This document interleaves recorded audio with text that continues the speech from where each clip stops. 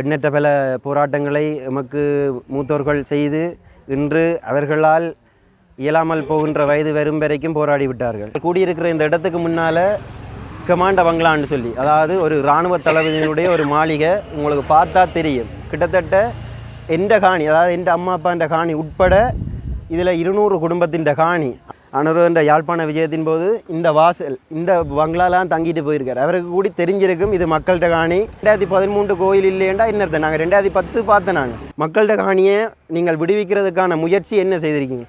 அமைச்சர் சந்திரசேகர் அவர்கள் நிறைய வாக்குறுதி தந்தவர். அரசாங்கம் பழைய ஊழல்களையும் பழைய இதுகளையும் கதை கேட்க இது எங்களோட மக்களுக்காக செய்யப்பட்ட எத்தனை ஆயிரம் கோடி பெறுமதியான சொத்துக்கள் அளிக்கப்பட்டிருக்கு. எத்தனை ஆயிரம் மக்கள்கிட்ட வாழ்வாதாரம் இல்லாமல் காணியாக விடுங்கோ. இதுதான் எங்களுக்கு தேவையான சாமான். உங்கள்கிட்ட சாப்பாட்டுக்கு வரவும் இல்லை, தண்ணிக்கும் வரவும் இல்லை, வெள்ளிக்கும் வர இல்லை.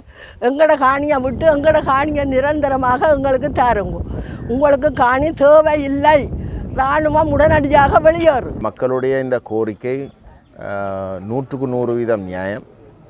போர் முடிந்த கையோடு இந்த காணிகள் அனைத்தும் விடுவிக்கப்படும் என்ற கருத்தை போர்க்காலத்தில் சொல்லப்பட்டது.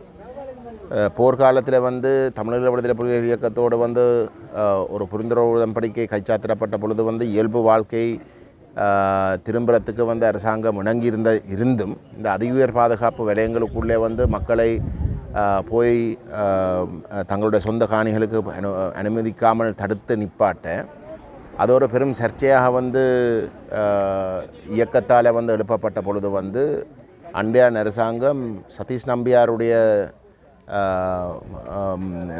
புலமையை வைத்து ஒரு ரிப்போர்ட் ஒன்றை தயாரித்தார்.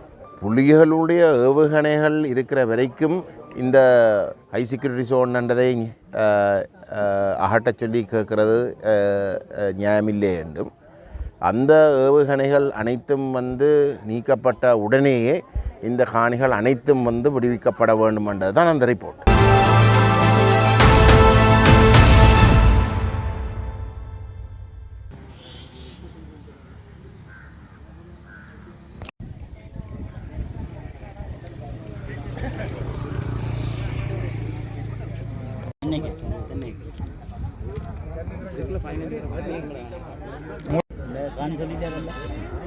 ஜெஃப்னாபுடி நேருக்கு வணக்கம். இன்றைக்கு நாங்கள் இந்த காணொலியில் பார்க்க போகிற விஷயம் யாழ்ப்பாணம் வலிவடக்கு பகுதி, அதாவது மயிலிட்டி பகுதிகளில் பொதுமக்களுடைய காணிகளை அபகரித்து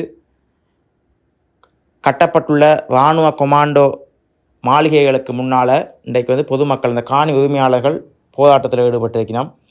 குறிப்பாக 256, 248, 251 மற்றும் 255 ஆகிய கிராம சேவையாளர்கள் பிரிவைச் சேர்ந்த மக்கள் கடந்த 1990ஆம் ஆண்டு குறித்த இப்பகுதியிலிருந்து வெளியேற்றப்பட்ட நிலையில் இன்று வரை அந்த மக்களுடைய காணிகள் விடுவிக்கப்படவில்லை.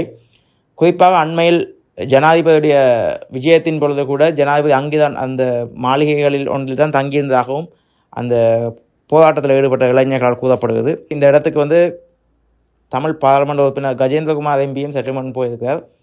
அந்த இடத்துல மக்களோட கலந்துரையாடிய இடத்துல ஜனாதிபதியுடன் சந்திக்கிறதுக்கு தான் சந்தர்ப்பத்தை ஏற்படுத்தி தருவதாகவும் இந்த பிரச்சனை தொடர்பாக தான் பாராளுமன்றத்தில் பேச வேண்டிய மாதிரியான விஷயங்கள்னு சொல்லியிருக்கார். அது தொடர்பான முழுமையான காணொலி தான் இந்த காணொலி அமைப்போது. வாங்க காணொலிக்குள்ளே போகலாம்.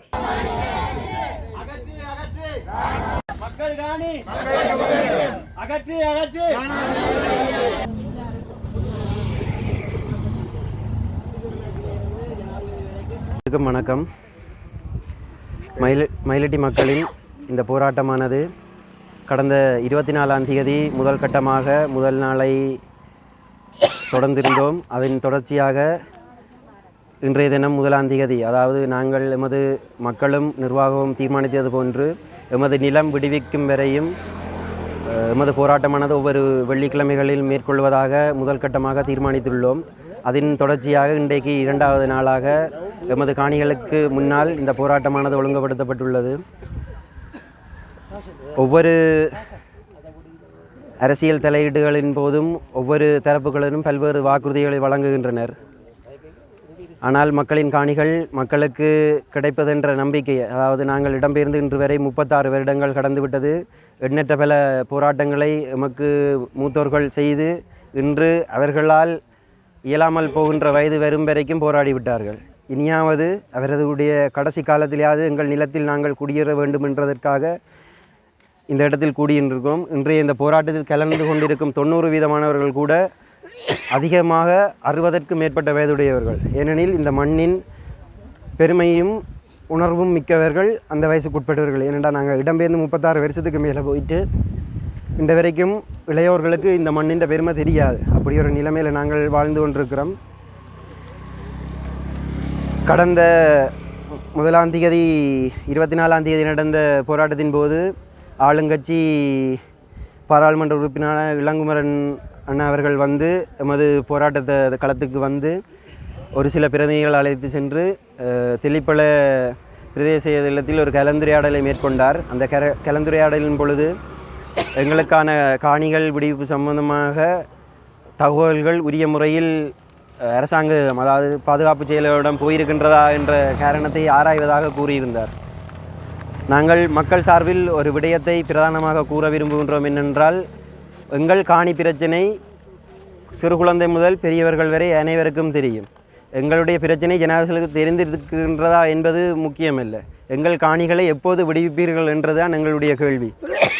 இவ்வளவு காலமும் நாங்கள் அமைதி வழியில் போராட்டங்களை மேற்கொண்டு உரிய தரப்புகளை டிஎஸ் பிரதேச செயலரிலிருந்து அரசாங்க அதிபரிலிருந்து ஆளுநர், அமைச்சர் மற்றும் பாராளுமன்ற உறுப்பினர்கள் அனைவருடனும் பேச்சுவார்த்தைகள் நிகழ்த்தி எங்களுக்கு பயன் தராகட்டில் எங்களோட அகிம்சையின் அடுத்த கட்டமாக மக்களதும் உரிய தரப்புகளதும் கவனத்தை ஈர்ப்பதற்கான இந்த போராட்டத்தை ஒழுங்குபடுத்தி செய்து கொண்டிருக்கின்றோம்.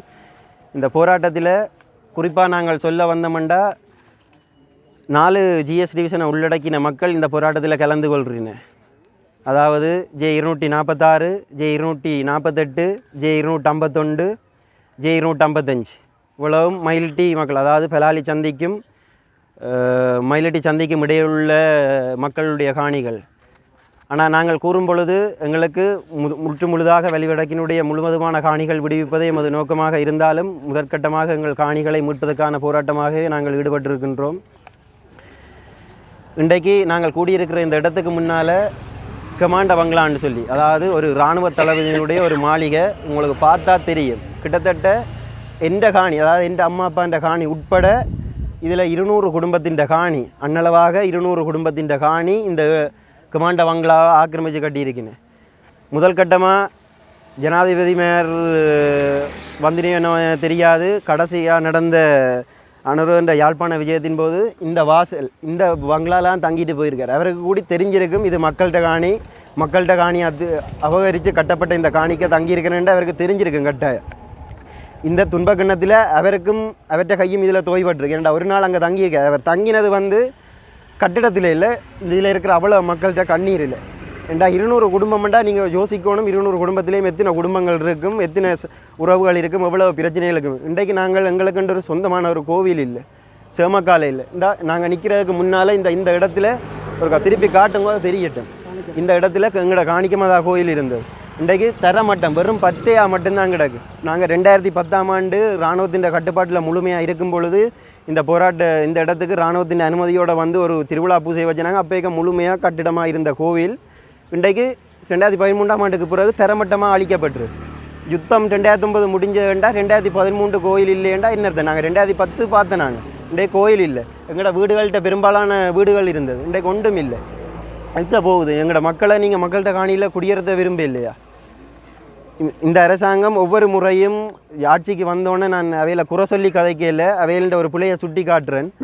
அனரு அரசாங்கம் ஆட்சிக்கு வந்தோடனே முன்னாள் ஊழல்கள் என்று சொல்லி முன்னாள் ஜனாதிபதியிலேருந்து பிரதமர்லேருந்து முக்கியமான எம்பி மேரிலேருந்து எல்லாரையும் வளைச்சு கைது செய்தவையில் வழக்குகள் பதிவு செய்தது, நிறைய சிக்கல்கள் நடந்தது. ஆனால் எங்களோட பக்கத்தால் ஒரு கேள்வி, அது வந்து ஒரு குறிப்பிட்ட அளவு பணம் திருடப்பட்டது.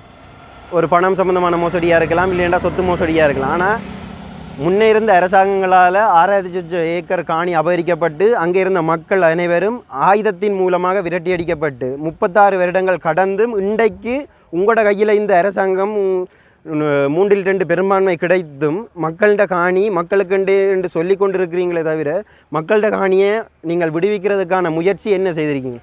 அமைச்சர் சந்திரசேகர் அவர்கள் நிறைய வாக்குறுதி தந்தவர். சித்திரை மாதத்துக்குள்ளே இந்த காணிகள் விடுவிக்கப்படும். கடைசியாக நடந்த டிசிசி கூட்டத்திலேயும் சொன்னவேல் சித்திரை மாதத்துக்குள்ளே விடுறோம்ண்டு. தெல்லிப்பள்ளி டிசிசிலேயும் சொன்னவேல் சித்திரை மாதத்துக்கு. இன்றைக்கு சித்திரை மாதம் முடிஞ்சு அடுத்த நாள் 1ஆம் தேதி 5ஆம் மாதம் 1ஆம் தேதி தொடங்கி எங்களுடைய ஆவல்கள் இப்படியே ஒவ்வொன்றா கடந்து போகுது.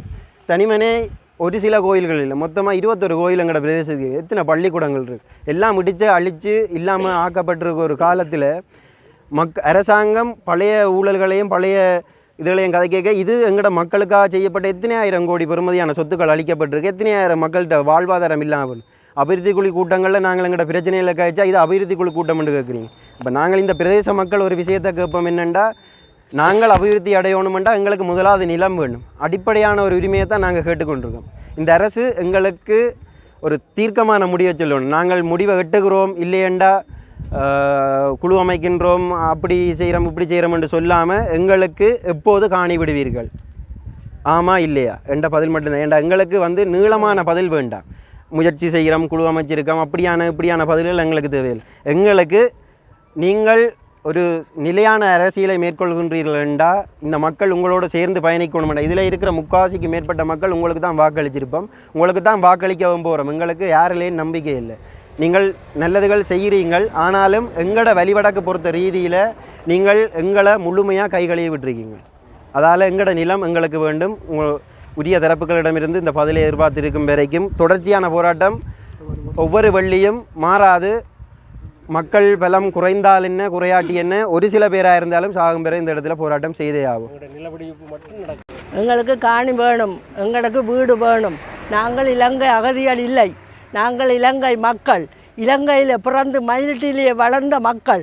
நாங்கள் இந்தியா மண்ணில் பிறக்கவும் இல்லை, இந்தியா மண்ணில் அகதிகளாக ஓடித்தான் இருந்து நாங்கள் திரும்ப வந்து விட்டோம். எங்களோட வீடு வேணும், எங்களோட நிலத்தை தருங்க. எங்களோட மரத்தில் இருக்கிற தேங்காயை பிடுங்கி எங்களுக்கு விலை பேசுறீங்க. எங்களோட வீட்டில் நித்திர கொண்டு புத்த விகாரை கட்டி வச்சிருக்கிறீர்கள். அப்போ எங்களோட முருகன் கோயில், எங்களோட பிள்ளையா கோயில், எங்களோட மாதா கோயில் எல்லாம் இருப்பிடத்தில் விட்டாச்சு. அப்போ நாங்கள் எங்கே இருக்கிறது, நாங்கள் எங்கே போகிறது, எங்களுக்கு என்ன வருமானம்? எங்களோட வீட்டில் இருக்கிற தென்னை மரம் மாமரத்து வருமானம் தான் எங்களுக்கு இருக்கிறது. நீங்கள் இராணுவ அதிரடி படையாக வந்து எங்களோட நிலத்தை அபகரித்து எங்களோட நிலத்துக்கு மேலே நிலம் வச்சு உண்டாக்கி கொண்டு நல்ல காம்பீரமாக இருக்கிறீர்கள். நாங்கள் எங்கே போகிறது? நாங்கள் எங்கே அந்நிய நாட்டுக்கு போடுறதா? எங்களோட பிள்ளைகளும் அந்நிய நாட்டுக்கு விட்டாச்சு, நாங்களும் அந்நிய நாட்டுக்கு போடுறதா? நாங்கள் போக மாட்டோம், இந்த மண்ணில் தான் இருப்போம். எங்களோட வீட்டை விடுங்கோ, எங்களோட காணியை தாருங்கோ. எங்களோட பிதா மாதா எங்களுக்கு தந்த காணி சொத்து, அது இராணுவத்துக்கு இல்லை, இலங்கை இராணுவத்துக்கு கிடையாது. அது இலங்கை மக்களுக்கு, இலங்கை மக்களின் காணி, இலங்கை மக்களின் கோயில். எங்களோட மாதா கோயில் மணி யோசை கேட்கும் பலாலியிலிருந்து கடற்கரை தொங்கல் வரைக்கும் இன்றைக்கு அந்த மாதா கோயிலை அடக்குமுறையில் அடக்கி வச்சிருக்கிறீர்கள். எங்களோட பிள்ளையா கோயிலை சிலைக்கு மேலே சிலை கட்டி வச்சிருக்கிறீர்கள், பெரிய பார்லிமெண்ட் கட்டி வச்சிருக்கிறீர்கள். இதெல்லாம் யாருக்காக? எங்களுக்காகத்தானோ உங்களுக்காகவோ? உங்களோட பிதாமாதான சொத்தா இந்த காணி எங்களோட மக்களுக்கு, எங்களோட பிள்ளைகளுக்கு, எங்களோட அம்மா அப்பா தந்த சொத்து. எல்லாத்தையும் அகபரித்து கொண்டு நீங்கள் இராணுவ அடக்குமுறையில் எங்களை அடக்கி வச்சு கொண்டு இருக்கிறீர்கள். அடக்கிறவங்களை அடக்கி முடிஞ்சது.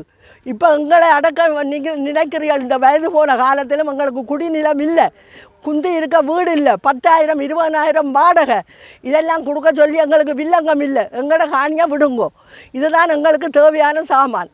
உங்கள்கிட்ட சாப்பாட்டுக்கு வரவும் இல்லை, தண்ணிக்கும் வரவும் இல்லை, வெள்ளிக்கும் வர இல்லை. எங்களோட காணியை விட்டு எங்களோட காணியை நிரந்தரமாக எங்களுக்கு தாருங்க. உங்களுக்கு காணி தேவை இல்லை, இராணுவம் உடனடியாக வெளியேறும்.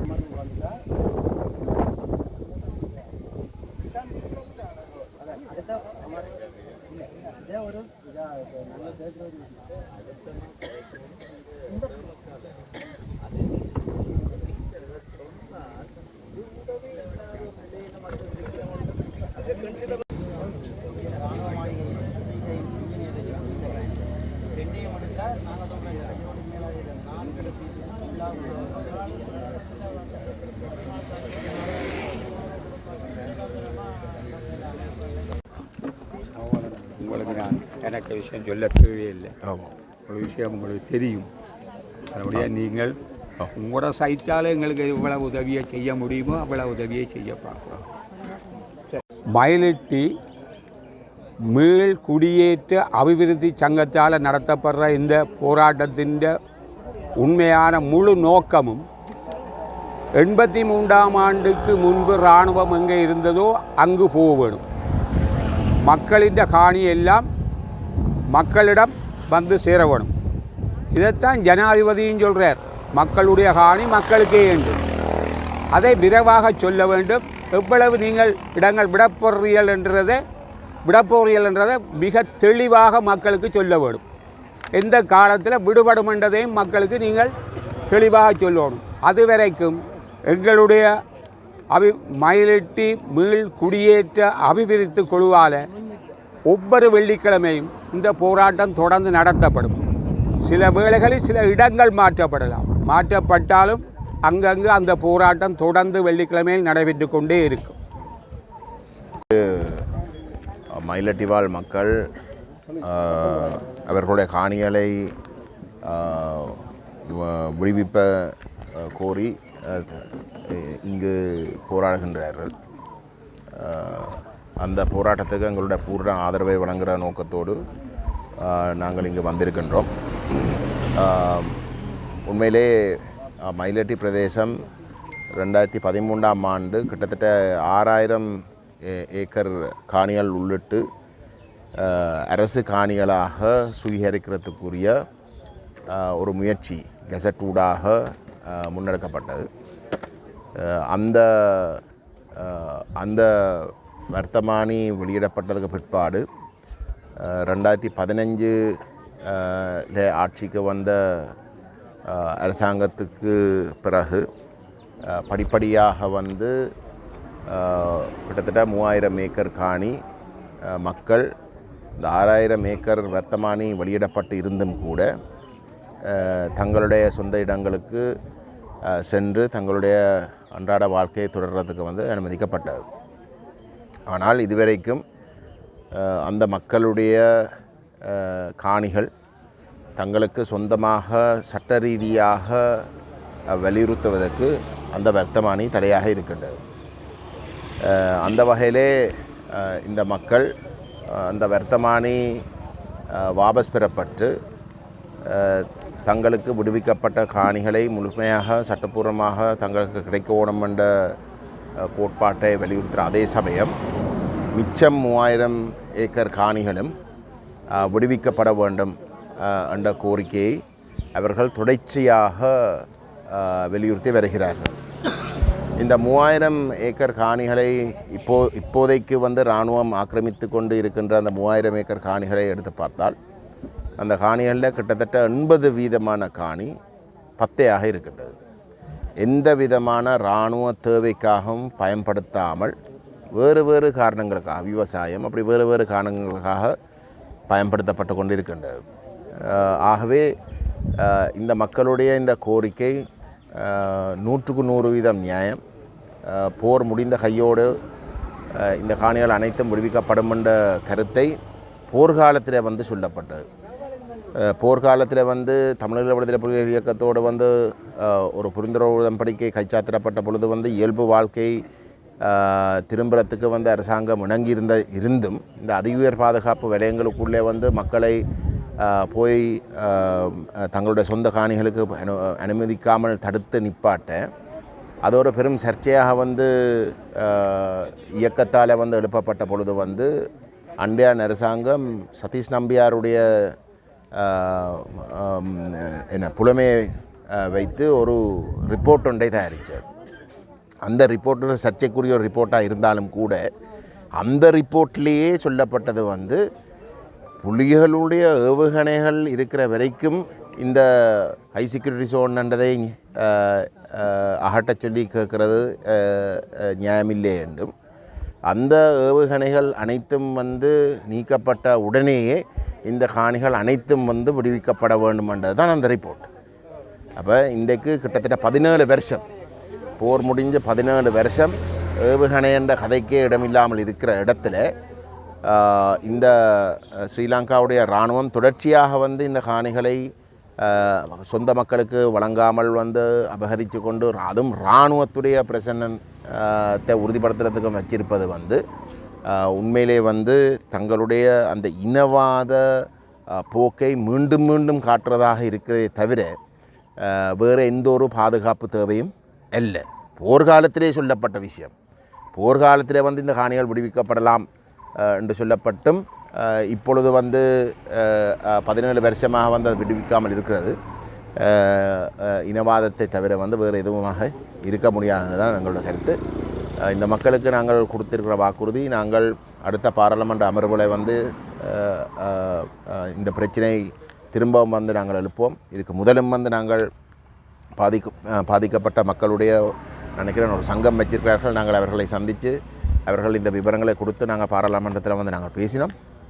ஆனால் இந்த முறையும் வந்து இந்த போராட்டம் நடைபெற்று கொண்டிருக்கிற காரணத்தினாலே வந்து அதை சுட்டிக்காட்டி நாங்கள் இந்த விடயங்களை வந்து பாராளுமன்றத்தில் பதிவு செய்வோம். அதே சமயம் அவர்கள் கேட்டிருக்கிறார்கள் வந்து ஜனாதிபதியை சந்திப்பதற்கு தங்களுக்கு ஒரு வாய்ப்பை ஏற்படுத்தி கொடுக்க சொல்லி நாங்கள் உத்தியோகபூர்வமாக வந்து அந்த சந்திப்பை ஏற்படுத்துறதுக்கான முயற்சிகளை நாங்கள் முன்னெடுப்போம் என்று நாங்கள் இந்த மக்களுக்கு சொல்லியிருக்கின்றோம். இந்த அதிவேர் பாதுகாப்பு வலயத்துக்குள்ளே போர் முடிஞ்சதுக்கு பிற்பாடு 5 ஆலயங்கள் இருந்தன. அந்த 5 ஆலயங்கள் இன்றைக்கு நீங்கள் அடையாளமே தேட மாட்டீர்கள். ஏனென்றால் போருக்கு பிறகு அனுமதி பெற்று அந்த 5 ஆலயங்களிலே வந்து அது சைவ ஆலயங்களும் கத்தோலிக்க ஆலயங்களாகவும் கிறிஸ்டியன் ஆலயங்களாகவும் இருந்தன. அந்த ஆலயங்களில் வந்து மக்கள் போய் வழிபாடு செய்வதற்கான அனுமதி பெற்று வழிபாடுகள் நடைபெற்றும் இருக்கின்றன. அதுக்கு ஆதாரங்களும் இருக்கின்றன. அப்படி இருக்க இன்றைக்கு அந்த ஆலயங்கள் அனைத்தும் வந்து போருக்கு பிறகு அடையாளம் காண முடியாத வகையில் வந்து முற்றாக வந்து அளிக்கப்பட்டிருக்கின்றது. இன்றைக்கு சட்டவிரோதமாக வந்து தையட்டியில் வந்து தனியார் காணியில் வந்து கட்டி போட்டு அது ஹட்டேலான்னு சொல்கிற ஆக்கள் 5 ஆலயங்களை வந்து அடையாளம் காணாத வகையில் வந்து இன்றைக்கு அழித்து போய் போருக்கு பிறகு அழிச்சிருக்கிறார்கள். அது மட்டும் இல்லாமல் எத்தனையோ பள்ளிக்கூடங்கள் இந்த பிரதேசத்துக்குள்ளே இருக்குது. இந்த மக்கள் தங்களுடைய பள்ளிக்கூடங்கள் இருக்கிற இடத்துல இந்த மக்கள் குடியேற தொடங்கினதுக்கு பிறகு கிட்டத்தட்ட 3000 ஏக்கரில் வந்து மக்கள் ஏற்கனவே குடியேற்றப்பட்டு இருக்கிற இடத்துல வந்து அவர்கள் தங்களுடைய இயல்பு வாழ்க்கைக்கு திரும்புறதுக்கு வந்து அத்தியாவசியமான இவ்வகையான விடயங்கள் இருக்கத்தக்கதாக வந்து தடை செய்யப்படுறதும் அல்லது வந்து வசதியாக வந்து அந்த மக்கள் எந்த விதமான பயமும் இல்லாமல் அந்த வசதியில் பயன்படுத்துறதுக்கு அனுமதிக்காமல் விடுறதும் இடைஞ்சல்களை ஏற்படுத்துகிறதும் வந்து உண்மையிலே ஒரு மிக மோசமான செயல். இவற்றையும் நாங்கள் குறிப்பாக வந்து தீர்ப்பதற்கான வலியுறுத்தல்களை வந்து நாங்கள் செய்வோம் என்பதை